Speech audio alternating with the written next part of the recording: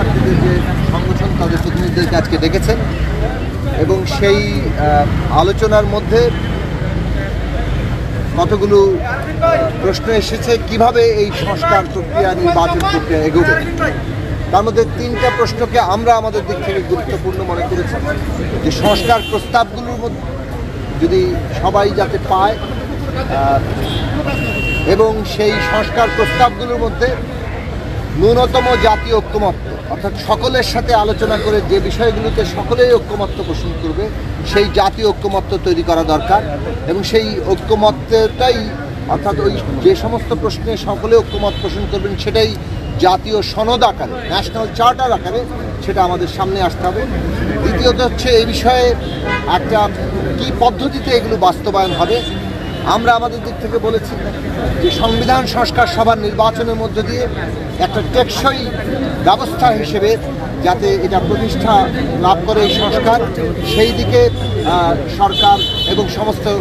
পক্ষগুলো যাতে বিবেচনায় নেয় সেই আহ্বান আমরা জানিয়েছি এবং নির্বাচনকে এই সংস্কার প্রক্রিয়ার গুরুত্বপূর্ণ অংশ হিসেবে দেখা সংস্কার নির্বাচন মধ্য দিয়ে অর্থাৎ সংস্কার যেমন নির্বাচনের জন্য দরকার তেমনি আবার সংস্কার সম্পন্ন করার জন্য নির্বাচন লাগবে। কাজেই এটাকে বিরোধ হিসেবে না দেখে আগামী নির্বাচনকে সংস্কার সম্পন্ন করার একটা গুরুত্বপূর্ণ অধ্যায় হিসেবে বিবেচনা করা এবং পরবর্তী এই নির্বাচনের মধ্য দিয়ে যে সংস্কার সভা গঠিত হবে কিংবা সংসদ গঠিত হবে সেই সংসদে যাতে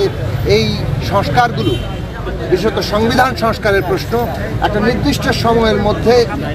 বাস্তবায়ন করাটা সম্পন্ন হয় তার একটা বাধ্যতা তৈরি হয় সে বিষয়ে অঙ্গীকার এমনকি আইন ও বাধ্যতা তৈরি করে তিনটি বিষয়ে যাতে সকলে আমরা ঐক্যমত্যের জায়গাতে কীভাবে আসবো সকলের মতামতের ভিত্তিতে সে বিষয়ে আমরা আমাদের প্রস্তাব তুলে ধরেছি। একই সাথে আমরা বলেছি যে এই সময়ে জাতীয় কর্তব্য হচ্ছে আমাদের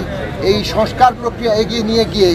আমাদের একটা নতুন রাজনৈতিক বন্দোবস্ত রাষ্ট্রের পুনর্গঠনের কাজ সম্পন্ন করা। সেদিক থেকে জাতীয় সংসদ নির্বাচন যেটা সংবিধান সংস্কার সভার নির্বাচন হিসেবে আমরা বলছি সেটা এখন সবচেয়ে বড় অগ্রাধিকার। সেই অগ্রাধিকার বাস্তবায়ন করা এবং রাজনৈতিক ঐক্যমত্য তৈরি করা এই দেশের ফ্যাসিস্টের ভবিষ্যৎ কী হবে সেই রাজনৈতিক ভবিষ্যৎ নির্ধারণের ক্ষেত্রেও রাজনৈতিক ঐক্যমত্য তৈরি করা এইগুলো সরকার ফ্যাসিলিটেট করবে সেই আহ্বান এবং সেই আশা আমরা সকলে মিলে দেখেছি। আপনাদের সবাইকে ধন্যবাদ।